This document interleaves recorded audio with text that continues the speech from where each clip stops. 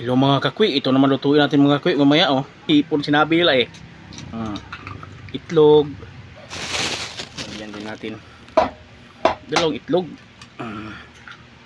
Lagyan bitchin lang kasi walang magic sarap eh. Okay lang naman to.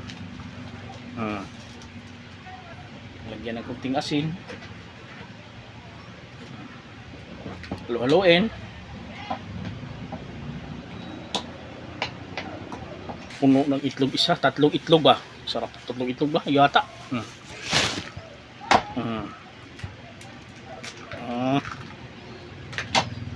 Okay na to. Ito, pinainit na natin yung mantika.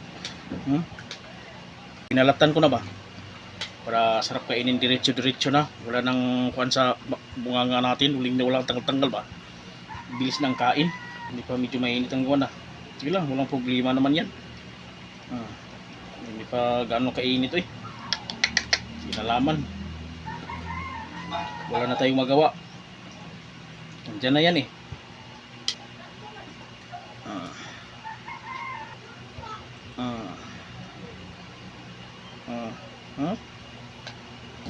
Oh, binaliktad na yan.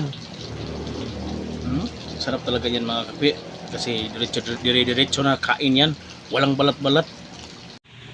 Oh, ito na mga kakwi. Luto na ang kuha natin, niluto oh. Sarap talaga mga kakwi. Wow, wow, wow.